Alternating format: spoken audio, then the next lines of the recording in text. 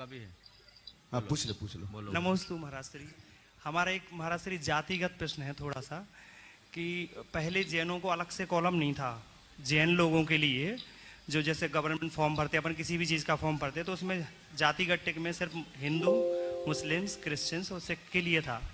पर अभी जो है वो जैनों को अलग कास्ट में डिवाइड करके उनके लिए अलग से कॉलम कर दिया गया है। उसके बाद से क्या हुआ है कि पूरे ऑल ओवर इंडिया में लोगों का जो जैनों के प्रति माइंड सेट हो गया है ना, वो जैसे हिंदू का मुस्लिम्स के प्रति है या क्रिश्चियंस के प्रति है, तो वैसा ही माइंड सेट उनका जैनों के प्रति हो गया है।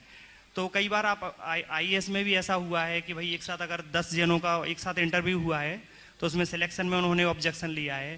फिर जैसे लोकल एरिया में हम खुद ही अपनी प्लेस की पर्सनल बात कर रहे हैं कि अपने प्लेस में रहते हैं, तो हमसे कई लोग ये बोलते हैं कि अगर तुम लोग अलग अलग भागोगे ना ये जैन, तो तुम लोगों की दशा मुस्लिम्स जैसी हो जाएगी, फिर कि ना तुम भारत में रह पाओगे ना कहीं रह पाओगे। तो महाराज श्री हमारी ये शंका है कि एटलीस्ट समाज को ऐसा गाइडलाइन मिले कि वो पूरी ऑल ओवर इंडिया से कनेक्टिविटी बना करके चले ताकि सामाजिक सद्भावना बनी रहे। देखो, जैनों ने सदैव सबके साथ संबंध बना के रखा है। आज भी जैनियों का सब में बहुत बराबरी का योगदान रहा। आप सबको मालूम है कि बाबरी मस्जिद जब टूटा था तो उसको तोड़ने वालों में कोठारी बंधु कौन थे?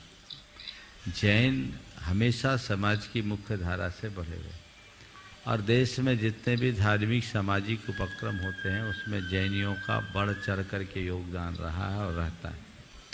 जहाँ तक जैनों को अलग से रखने की बात है तो वह केवल इस वजह से कि जैन धर्म एक स्वतंत्र धर्म है, उसका अस्तित्व और उसकी अस्मिता बनी रहे, और इसलिए जैनियों को धार्मिक अल्पसंख्यक का दर्जा देने की बात की गई। और वह भी केवल इसलिए कि आज विभिन्न प्रकार की शिक्षण संस्थानों में उनके संचालन की जो स्वायत्तता है उसका लाभ हमें मिले और हम लोग अपनी शैक्षणिक संस्थानों का ठीक तरीके से संचालन करके समाज को लाभान्वित कर सकें। जैनों के द्वारा संचालित शिक्षा संस्थानों में जैन ही नहीं पढ़ते बल्कि जैनों से ज़्यादा अजैन पढ़ते हैं। तो जैनों ने सदैव आम जनता के लिए काम किया है। जन कल्याणकारी कार्य जितना अधिक जैनों के द्वारा किया गया है, मैं समझता हूँ जनसंख्या के अनुपात से उतना किसी के द्वारा नहीं किया गया। ये बात लोगों को समझना चाहिए और समझाना चाहिए। जहाँ तक सवाल है लोगों के द्वारा इस तरह की टिप्पणी करने की, तो ये कतिपय नकारे लोगों के साथ होती है।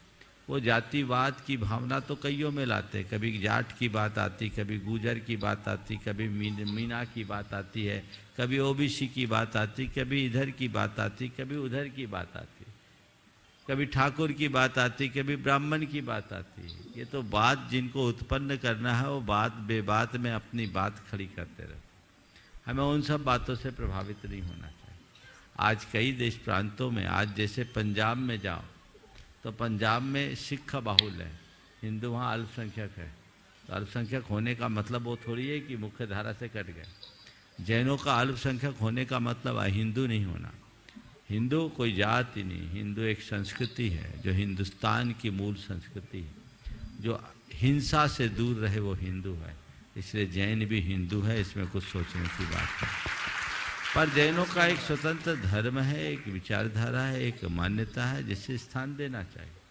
और जैनों ने हमारी मूलभूत विचारधारा में हमेशा अपनी सहभागिता दी है और भारत के सांस्कृतिक विकास में अपना सदैव योगदान दिया है। जब जब भारत पर संकट आया है तब तक जैनों ने अपना सर्वस्व लुटाया है। ये जैनियों का इतिहास है। लोगों को ये बातें बतानी चाहिए और जब ये बात लोगों के बीच आएगी तो उनकी धारणा अपने आप बदल जाएगी। नमोस्तु महाराज श्री। महाराज श्री, हम कुछ